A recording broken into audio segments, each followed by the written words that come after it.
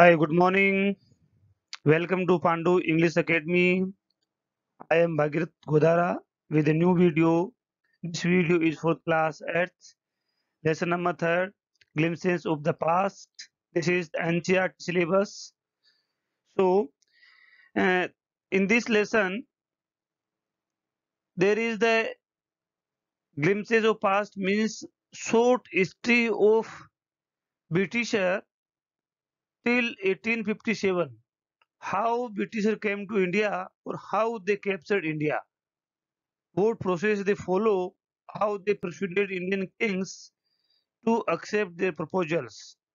This is the theme of the lessons. So, before proceeding the lessons, I request all of you to subscribe my channels, like it, comment it, share with your friends. Now, lesson. First of all, we learn the summary of the lessons, then we can understand the lesson better. So, this is the historical lesson. एक ऐतिहासिक lesson है, history से जुड़ा हुआ lesson है that teaches us how the Britisher came to India कि Britisher भारत कैसे आए थे and by time passing of the time by passing of the time होगा ये फर्स्ट वाला पार्ट रॉन्ग है here this is misprint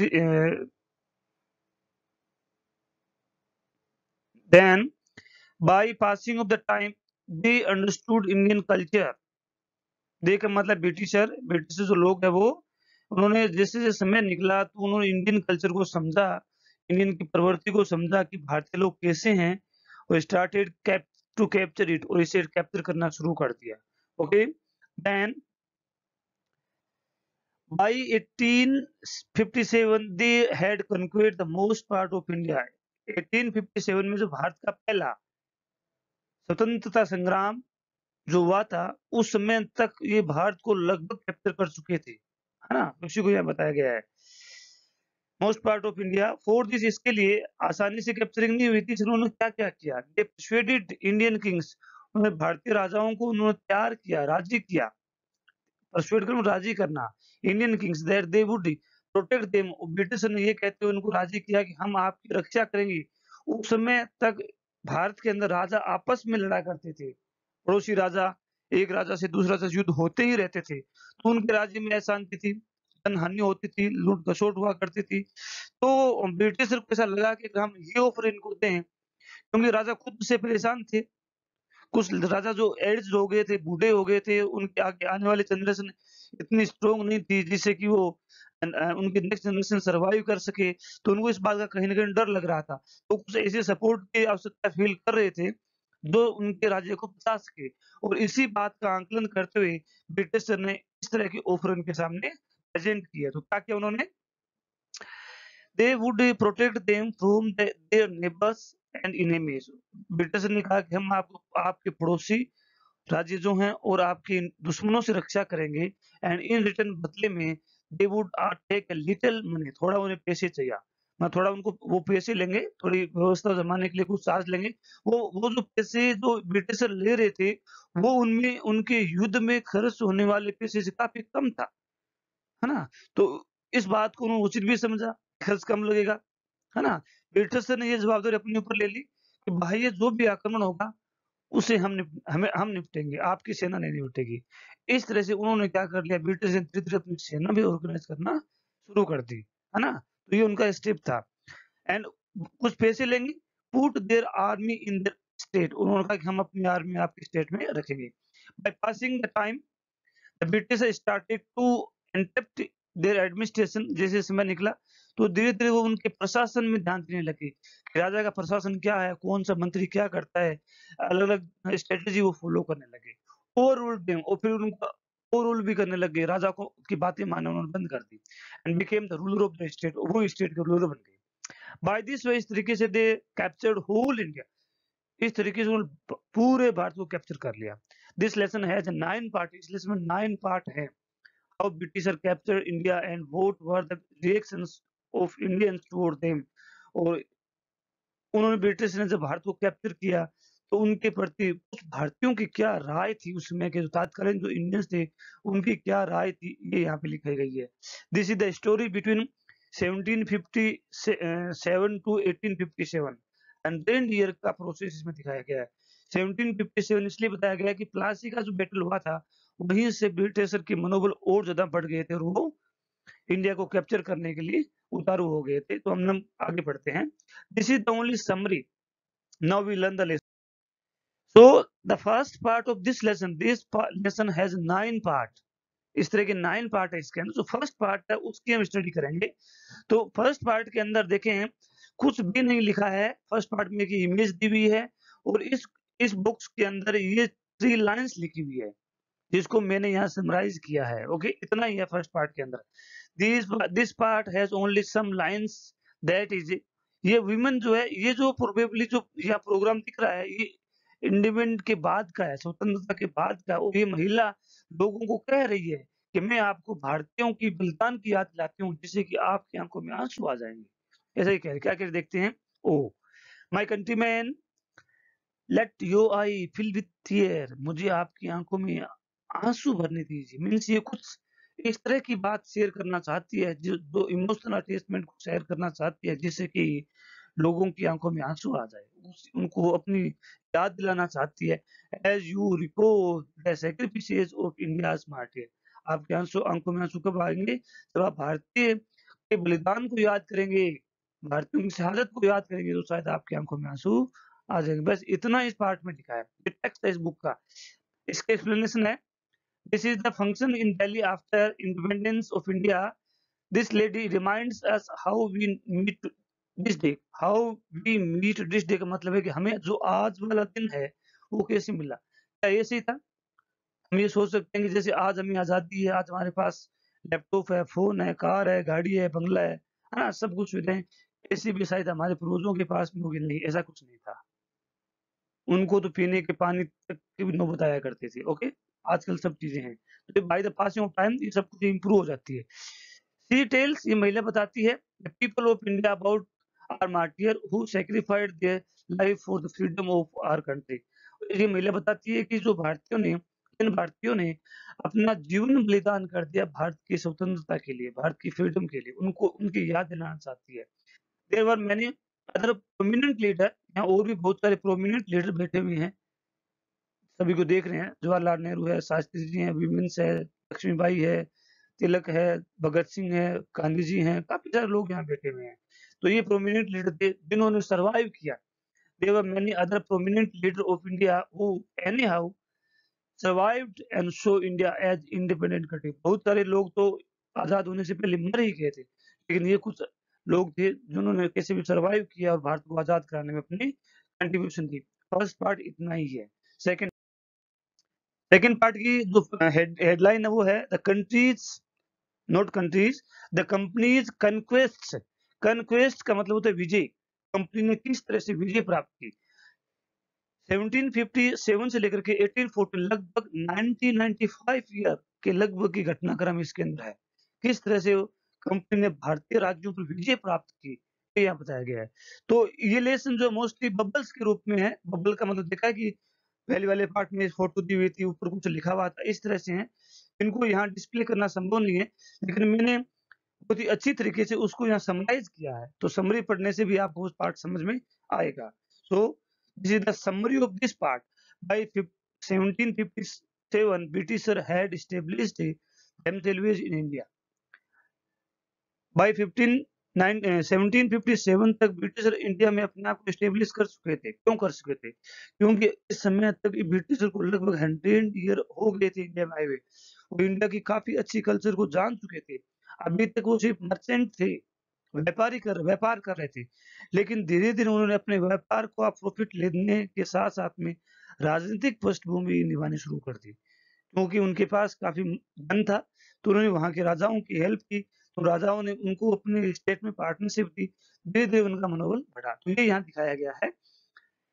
establish themselves in India, started to conquer, विजय प्राप्त करना। कन्क्वायर मतलब विजय प्राप्त करना। इंडिया बाय हेवी वेपन्स, उनके पास काफ़ी भारी हथियार थे। दे persuaded Indian king by giving them many offers to protect them from they neighbour enemy. उन लोगों ने, ब्रिटिश ने भारतीय राजाओं को कई तरह के ऑफर दिए कि हम आपको आपके पड़ोसी राज्य, आपके दुश्मन से रक्षा करेंगे, है ना? इसके बदले में उन्होंने कुछ डिमांड भी की। जो डिमांड उन्होंने की वो काफ़ी उस समय के राजाओं को काफ़ी सस्ती लग रही थी। क्योंकि वो राजाओं को उस समय स्टेट को बहुत ज़्यादा युद्ध करने पड़ते थे, जनहानि होती थी, सैनिक मरते थे, कितना युद्धाभ्यास हुआ करता था। लेकिन ये सैनिक जो ब्रिटिश से जो राशि ले रहे थे पड़ोसियों को से युद्ध करने के लिए, युद्ध न होने की स्थिति में, तो वो काफ़ी कम थी। और दूसरी उनको ये भी था कि ऐसा करने से उनको युद्ध की जो समस्या वो खत्म हो जाएगी और हम अपने राज्य के विकास पे ज़्यादा ध्यान दे पाएँगे। इस हिसाब से उन्होंने इस तरह का ऑफ़र उन्होंने दिया। ब्रिटिश ने इस तरह की योजनाएँ, इस तरह की स्ट्रैटेजी पेश की कि आप अपने राज्य के विकास पे ध्यान दीजिए। ये युद्ध का काम है, फालतू का काम है, इसमें ध्यान मत दीजिए, ये हमें सौंप दीजिए, हम सब कुछ कर लेंगे। ब्रिटिश भी इतने चालाक थे कि इस स्टेट से मान लीजिए कि मध्य प्रदेश से करके से बातचीत की कि हम आपके पड़ोसी स्टेट से राजस्थान है, गुजरात है, महाराष्ट्र है, ये जो आप पे आकर आक्रमण करते हैं तो हम आपकी इनसे रक्षा करेंगे। लेकिन इन्होंने एक आदमी तो यहाँ आया, एक राजस्थान चला गया, एक गुजरात चला गया, एक यूपी चले गया। आस-पास के सभी स्टेट से ये बात कर ली। तो युद्ध करेगा कौन? क्योंकि सभी स्टेट के अंदर ब्रिटिश आर्मी तो थी। युद्ध होने की तो संभावना थी ही नहीं, है ना? इस तरीके से धीरे-धीरे उन्होंने ब्रिटिश ने स्टेट के एडमिनिस्ट्रेशन में पार्ट लेना शुरू कर दिया। वो हम पढ़ते हैं, many king accepted their proposal very easily. There is proposal that made the British to extend the empire, but there were many leaders who opposed them. लेकिन बहुत सारे और भी नेता थे, जैसे मैं कह सकता हूँ टिप्पू सुल्तान उस समय का बहुत लीडर था साउथ इंडिया में, उसने इस बात का विरोध किया और अपनी मृत्यु तक वो अंग्रेजों से लड़ता रहा, अंग्रेजों से हार नहीं मानी। लेकिन क्या किया? वो तो टिप्पू सुल्तान था, लेकिन और भी कुछ लोग थे, but sent them behind irons. लेकिन जिन लोगों ने इस बात का विरोध किया, उनको जेल में डाल दिया गया। This is the summary of this part, ये उस पार्ट में लिखा हुआ है, बुक्स आप इंडिविजुअली पढ़ सकते हैं। Next part, that is third part, British rule 1765 से लेकर के 1835 तक ब्रिटिश रूल। 1765 क्यों आया है? 1757 के में हुआ था प्लासी की बैटल, उसके बाद में 1764 में हुई थी बक्सर की बैटल। उसके बाद में ब्रिटिश ने बंगाल, बिहार, जो सिराजुद्दौला का जो राज्य था, जो सबसे विकसित राज्य था इस इंडिया का, दस काफी सारी लैंड जो थी वो एग्रीकल्चर लैंड थी, नदियां थी, पानी था, उस पे कैप्चरिंग कर लिया। उसके बाद से उन्होंने आगे अपना कदम बढ़ाने शुरू किए। तो ब्रिटिश रूल है ये, है ना? कंपनी रूल था इस समय का। तो इसमें हम पढ़ते हैं, now Indian reacted toward British rule and Indian preached about untouchability and child marriage and asked it everyone not to travel in the sea. It would spoil our religions. अब यहाँ पे दो बातें हैं। ब्रिटिश लोग तो इंडिया को capture कर रहे थे, जबकि भारत के जो धर्म गुरु थे, जो हाई प्रोफाइल सोसाइटी थी, ब्राह्मण कम्युनिटी थी, राजपूत कम्युनिटी थी, जो किंग कम्युनिटी थी, वो अभी भी लोगों को अनटचेबिलिटी पे ध्यान देना दिलवा रही थी कि अनटचेबिलिटी को फॉलो किया जाए, चाइल्ड मैरिज को फॉलो कर रही थी। अभी वो सुधर नहीं रहे थे, है ना? और उस समय समुद्र में यात्रा करना, travelling in the sea is considered sin, पाप माना जाता था। भारतीयों को ऐसी धार्मिक अवधारणाएं दी गई थी ब्राह्मणों के द्वारा कि अगर हम समुद्र में यात्रा करेंगे तो हमारा धर्म नष्ट हो जाएगा। तो यही इस ड्यूरेशन में वहाँ के धर्मगुरु, वहाँ के हाई प्रोफाइल सोसाइटी यही लोगों को शिक्षा दिया करती थी, टीचिंग उपदेश दिया करती थी। कोई भी अनटचेबिलिटी को अनफॉलो नहीं करेगा, चाइल्ड मैरिज को फॉलो करना है, सी में ट्रेवलिंग नहीं करेगा, अरे ऐसा करते तो हमारा धर्म जो स्पॉइल हो जाएगा, ऐसी वो धमकी देते थे। जबकि ब्रिटिश एडवांस में थे। By this British understood about Indian mindset and reacted as they demanded. और इस समय तक वो भारतीयों का दिमाग उन्होंने पढ़ लिया और वो वैसे ही रिएक्ट करते जैसे भारतीय चाहते थे, है ना? तो जैसे वो भी अनटचेबिलिटी या चाइल्ड मैरिज को वो ज़्यादा इस पे ध्यान नहीं दे रहे थे, है ना? वो तो अपने उद्देश्य में लगे हुए थे। Then they disbelieved Indian and called them dishonest. और फिर उन्होंने क्या किया, भारतीय लोगों को बेइज्जत करना, स्कोल्ड करना शुरू किया। जब भी भारतीय मिलते कि आप अविश्वासी हो, आप बेईमान हो, है ना? और ऐसा कह करके जो कुछ आदमी जो मिडिल फैमिली के थे, जो राजा के दरबार में थे, अगर इस तरह की बेइज्जती करेंगे तो वो क्या कर रहे थे, कुछ लोगों को अपने पास में चिपका रहे थे। है ना? कुछ सेकंड स्टेज के जो लोग थे, हाई प्रोफाइल के जो बिलो वाले लोग थे, उनको अपनी तरफ मिला रहे थे। तो कुछ जो मनीष थे वो कहते नहीं सर, जनता तो बेईमान है लेकिन मैं बहुत ईमानदार हूँ। उनको ये चाहिए था कि हाँ ठीक है, आप ईमानदार हो तो आओ, हमें ये काम करके दो, हमें ये काम करके दो, हमें ये सूचनाएँ दो, ये सूचनाएँ दो। इस तरह से वो उनको यूज़ कर रहे थे। They disbelieved Indian and called them dishonest, their policies ruined Indian cotton industry. वो इस तरह की उन्होंने पॉलिसी लाए जिससे इंडिया की कॉटन इंडस्ट्री बिल्कुल रुइन हो गई, क्योंकि इस समय तक ब्रिटेन में जो थी इंडस्ट्रियल रिवॉल्यूशन शुरू हो गया था, औद्योगिक क्रांति शुरू हो गई थी, मशीनों से कपड़ा बनने लग गया था, मशीनें काफी यूज होने लग गई थी। तो वहां से जो कपड़ा बना हुआ था, वो कपड़ा बना बनाया कपड़ा भारतीय मार्केट में दे रहे थे, जो कि इंडियन जो घर पे बनाया करते थे पहले, उससे सस्ता था। सेकंड थिंग, भारत से ये कपड़ा भारत के ही माल का था, भारत का कच्चा माल वहाँ भेजते थे, वहाँ से पक्का माल काफ़ी महँगे दाम पर यहाँ बेचते थे। और ऐसी पॉलिसी भी बना दी गई कि कोई भी बिना सरकार की अनुमति के अपने घरों में, अपने राज्य में कोई भी कॉटन इंडस्ट्री या कोई भी व्यवसाय नहीं कर सकता। यहाँ तक कि कच्चे मिट्टी के बर्तन बनाना भी अलाउ नहीं था, तो परमिशन गवर्नमेंट देती नहीं थी। तो इस तरीके से वो क्या हुआ, यहाँ की इंडस्ट्री थी वो रुइन होने लग गई। Next part, this is the fourth part, Raja Ram Mohan राय।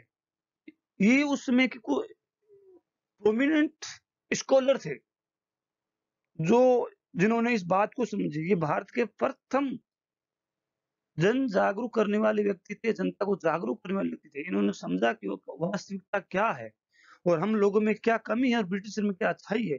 इस बात को उन्होंने समझा, तो हम पढ़ेंगे। At this time there were some scholars like Raja Ram Mohan Roy, और भी काफ़ी थे, है ना? इन इंडिया जैसे रवींद्रनाथ टैगोर भी थे, है ना? अ और भी काफ़ी सारे इतिहासकार, रचनाकार ये भी थे। ही अंडरस्टूड इंडियंस, ही का मतलब राजा राम मोहन राय ने भारतीयों को समझा एंड आस्क्ड देम, लोगों का बी प्रैक्टिकल, कि प्रैक्टिकल हो जाइए, अपनी पुरानी आदतें हैं उनको छोड़ दीजिए, be reasonable because we he liked science and maths. ये साइंस और मैथ्स का बहुत अच्छा स्टूडेंट था राजा राम मोहन राय। तो साइंस और मैथ्स के अंदर हमेशा लॉजिकल चीज़ें ही होती है, तो ये इसका माइंडसेट लॉजिकल था। Very much. He thought in logical way. He went to Britain to know how British had developed themselves so much. वो राजा राम मोहन राय ब्रिटेन भी गए, ये जानने के लिए कि ब्रिटिश जो लोग थे ना, वो उन्होंने अपने आप को इतने काफ़ी स्तर पर अच्छा कैसे कर लिया है ना? वो समझने के लिए गए और उन्होंने अपने घरों में अपनी पत्नी ने इस बात का विरोध किया। उन्होंने कहा कि देखो, गाय चाहे काले रंग की हो या सफ़ेद रंग की हो, चाहे पीले रंग की हो, उसका दूध सबका एक ही जैसा होता है। तो इसके माध्यम से कहना कहना चाह रहे थे कि आदमी चाहे हिंदू हो या मुस्लिम हो, हम सब ह्यूमन बीइंग हैं, है ना? लॉजिकलिटी देना चाह रहे थे। इसी बात के को उन्होंने लोगों को भी समझाया। He talked to their king, वहाँ के राजा से उन्होंने बात की एंड आस्क्ड हिम, राजा से कहा to understand the duty and responsibility of the king, राजा की ड्यूटी के समझें। ये बात राजा राम मोहन राय ने ब्रिटेन में वहाँ के सम्राट को बात कही कि आप जो इंडिया के अंदर रूल कर रहे हैं, वहाँ के जो रूलर्स जो हैं, वहाँ के जो प्रभारी जो हैं, वो वहाँ काफ़ी अत्याचार कर रहे हैं और आप राजा हैं, लोग आप पे विश्वास कर रहे हैं, लोग आपके अंडर में हैं, तो आपको अपने कर्तव्यों को भी समझना चाहिए। ठीक है, आप व्यापार करते हैं, एडमिनिस्ट्रेशन चलाते हैं, देश में शांति बनाए रखते हैं, हम आपको रूलर के रूप में एक्सेप्ट करते हैं, लेकिन आप हमें जनता के रूप में स्वीकार करें, सब्जेक्ट्स के रूप में स्वीकार करें। ये बात राजा राम मोहन ने वहाँ के सम्राट को कही। This is the fourth part. Summary है, लेसन का पार्ट अलग है जिसमें यही बातें लिखी, बबल्स बने हुए हैं, उनको यहाँ पे पेस्ट नहीं किया जा सकता। फिफ्थ पार्ट, ऑपरेशंस, ये है 1765 से 1835। इसमें ब्रिटिशर गवर्नमेंट ने, ब्रिटिश रूलर ने भारत में ऑपरेशन किए। ऑपरेशंस का मतलब होता है अत्याचार किए। काफ़ी सारे लोगों को दम घुटा दिया, मार दिया, अत्याचार किया, लूट-खसोट हुई। लोगों की ज़बरदस्ती अनाज ले जाते थे, उनके पशु ले जाते थे, उनकी फसल ले जाया करते थे, ये सब थे। तो ये क्या था देखते हैं। During 1765 to 1835, the British passed many regulations that oppressed Indian very extent. ऐसे काफ़ी सारे कानून उन्होंने बनाए, है ना? जो भारतीयों को काफ़ी ओप्रेस्ड करते, अत्याचार करते थे। कोई भी भारतीय न्यूज़पेपर निकालना अलाउ नहीं था, ये भी बैन कर दिया गया। कोई भी भारतीय ब्रिटिश गवर्नमेंट का विरोध नहीं कर सकता। अगर कोई विरोध करता, तो बिना किसी वकील के, बिना किसी दलील के उसे जेल में डाल दिया जाता था। और भी बहुत सारे कानून उस समय बनाए थे। अगर कोई टैक्स नहीं चुका पाता तो उसकी संपूर्ण फसल को, है ना, वो ब्रिटिश उठा कर ले आते थे, उनके घर परिवार को बेच देते थे, उनको दास बना लिया करते थे। ये सब चीजें थी। तो देखते हैं हम आगे। Now if anyone Indian spoke against British sir, he would send to jail without a any court trial. बिना कोई कोर्ट ट्रायल के वो क्या करते थे, विदाउट हो गया यहाँ पे, विदाउट एनी कोर्ट ट्रायल का मतलब होता है कि जब आदमी गिरफ्तार होता है तो उसे कोर्ट में कुछ कहने का मौका मिलना उसका अधिकार होता है। लेकिन जो ब्रिटिश जो लोग थे वो भारतीयों को बिना किसी कोर्ट ट्रायल के जेल भेज दिया करते थे। ये अत्याचार था, शोषण था। British started to exporting their goods. यहाँ के जो कच्चा माल जो था, यहाँ का अनाज था, यहाँ की कॉटन जो थी, उसको यहाँ से एक्सपोर्ट करते, बाहर भेजते थे to other country. And Indian industry began to die and British prospered themselves. इस तरह से इंडियन जो इंडस्ट्री थी वो तो खत्म होना शुरू हो गई और ब्रिटिश इंडस्ट्री डेवलप होना शुरू हो गई थी। This is the fifth part of the lessons. Now we learn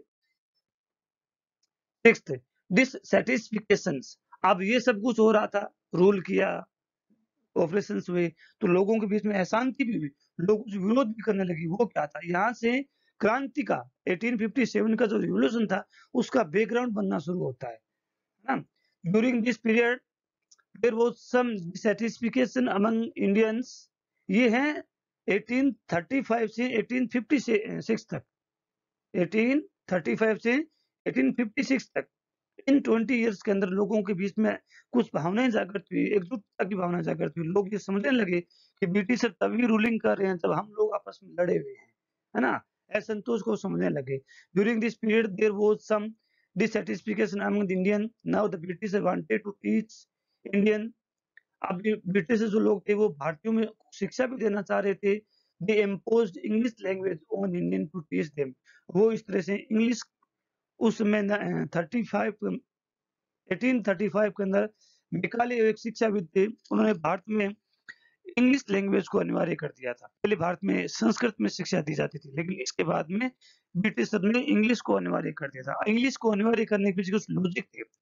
वो इंग्लिश में पढ़ा करके जो हाई प्रोफाइल सोसाइटी थी उसको अपने पास में अटैच करना चाह रहे थे और भारत में सस्ते दाम पर सस्ती सैलरी में कुछ युवाओं को वो तैयार करना चाह रहे थे और कुछ युवाओं को ये समझ दिलवाना चाह रहे थे कि ब्रिटिशर अच्छे हैं। वो सिर्फ ब्रिटिशर कल्चर को सिखाते थे। हम यहाँ पढ़ते हैं कि ब्रिटिशर ने भारत में इस तरह से अत्याचार किया, ये किया, वो किया। यही इतिहास आप ब्रिटेन में जाके पढ़िए, वहां ये बताया जा रहा है कि ब्रिटिशर ने भारतीयों को, भारतीय लोग काफ़ी गरीब थे, काफ़ी दीन-हीन हालात में थे। ब्रिटिश ने वहाँ जाकर के उनको शिक्षित किया, उनको जीवन का महत्व समझाया। ये सब बातें जो थी ब्रिटिशर अपनी हिस्ट्री में लिखी थी। तो जो ब्रिटिशर जो इंग्लिश मीडियम स्कूल में ब्रिटिश की गवर्नमेंट गवर्नमेंट में पढ़ते थे, उनको यही इतिहास पढ़ाया जाता था। सेकंड पार्ट जो इंडिया की तरफ वाला नहीं पढ़ाया जाता था। तो जो जैसा पढ़ेंगे, जो जैसा पढ़ेगा वो वैसा सीखेगा। है ना? तो जो युवा तैयार हो रहे थे, वो ब्रिटिश के सेवक ही बन रहे थे। ब्रिटिश गवर्नमेंट के सेवक ही बन रहे थे। तो वो यही चाह रहे थे कि कुछ युवा ऐसे तैयार हो, जो यहाँ सर्विस कर सके, नौकरी कर सके। तो क्या किया उन्होंने? They imposed English language on Indian to teach them. By this they wanted to produce some Indian as a colour for them. उन इसके माध्यम से वो एक कलर कैटेगरी जो परिवार था, कलर कम्युनिटी को डेवलप करना चाह रहे थे and made them understand the goodness of British culture. वो इंग्लिश पढ़ा करके वो इंग्लिश कल्चर की गुडनेस को लोगों को अंडरस्टैंड करवाना चाह रहे थे। Indian who has lost everything were now going to lose their religions. वो भारतीयों को ऐसा लगा कि हमारी जमीनें हड़प ली गई, हमारा राज हड़प लिया गया, हमारे सब कुछ चीजें छीन ली गई। शायद अब ब्रिटिश हमारे धर्म को भी नष्ट करने वाले हैं, हम सबको क्रिश्चियन बनाने वाले हैं, ऐसा उनको लगने लगा also. So there were some spark का मतलब होता है कुछ बोल सकते हैं आग की लपट, कुछ स्पार्किंग, है ना, इन इंडियंस माइंड। कुछ भारतीयों के दिमाग में एक आंदोलन की सी भावना उद्गलित होने लगी। They wanted to draw British out. सब लोगों ने सोचा कि हम ब्रिटिश को बाहर भगा दें। This is the sixth part of this lesson. Seventh part, the sparks. ये स्पार्क्स क्या था? 1855 से लेकर के 57 के बीच में लास्ट के जो 2 ईयर थे रिवॉल्यूशन शुरू होने के पहले काफ़ी इंडियंस जो थे इस महत्व को समझने लग गए थे, है ना? और वो आंदोलन के लिए तैयार थे, आंदोलन की योजनाएँ बनाने लग गए थे। इस टाइम के अंदर ब्रिटिशर ने रोटी और गुलाब का फूल लोगों के बीच में बाँटा।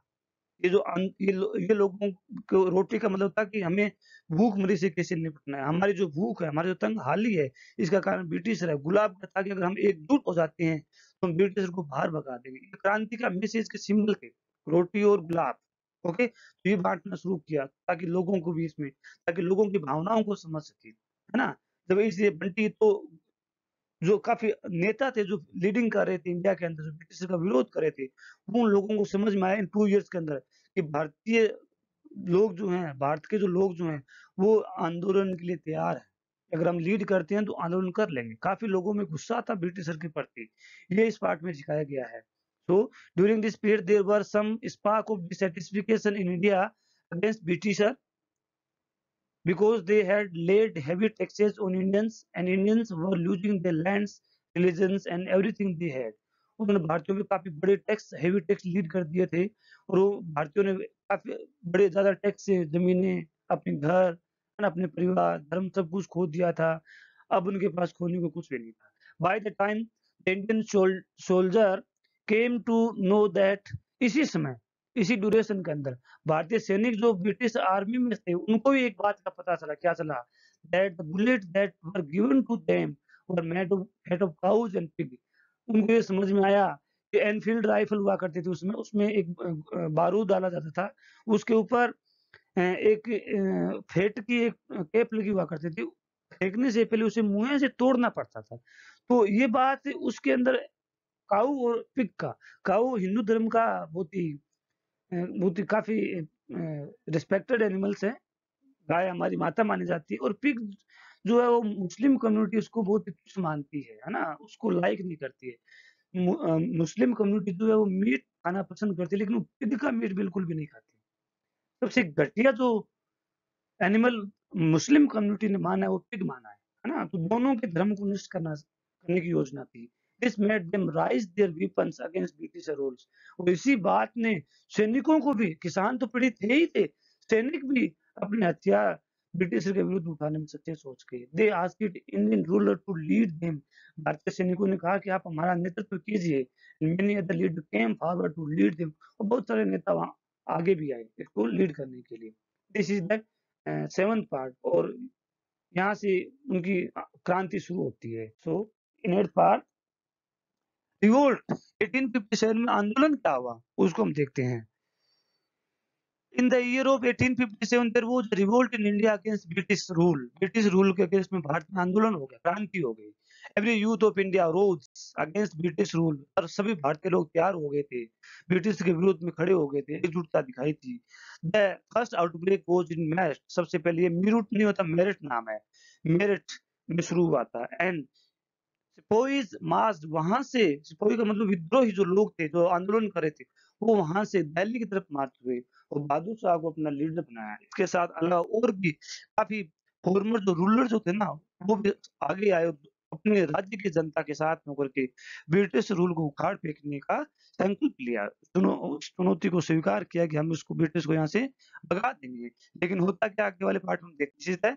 9th पार्ट और last part, the first the fight for the freedom. लोग फाइट फॉर फ्रीडम, फ्रीडम की फाइट हुई थी। क्या हुआ था देखते हैं। In 1857 there were, this is the there were freedom fighting in India. India के अंदर क्या हुई थी? फ्रीडम फाइटिंग हुई थी, लोग लड़े थे ब्रिटिश से। It is known as the first war of independence in India, है ना? Every former ruler came forward, rose their weapons against Britisher and vowed, का मतलब कसम खाना, to root out them from India। सभी भारतीय जो नेता थे, जो राजा थे, जैसे बहादुर शाह मुगल वंश का सबसे अंतिम राजा था, तात्या टोपे, है ना? और भी काफी सारे लोग थे, मैं कह सकता हूँ कंवर सिंह, है ना? बहुत सारे, झांसी की रानी लक्ष्मीबाई, है ना? ये सब लोग आगे आए, लोगों का नेतृत्व किया, राजस्थान से भी काफ़ी नेता आगे बढ़े। In this way many Indian lost their life and sacrificed their country. ये जो महिला स्टार्टिंग में फर्स्ट पेज पर जो डिस्क्रिप्शन दे रही थी कि मैं आपको कुछ याद दिलाता हूँ, ये यही बात याद दिलाना चाह रही है कि भारतीय लोगों ने स्वतंत्रता प्राप्त करने के लिए काफ़ी सारी बलिदान दिए हैं। ये सब कुछ वो बताना चाह रही है। So lesson is over. I have explained this lesson very well. I think you understood this. If you have any doubts, any confusion, you can comment me in the comment box. I personally go through your comments and reply you. Thanks for watching. Share with your friends. Like it.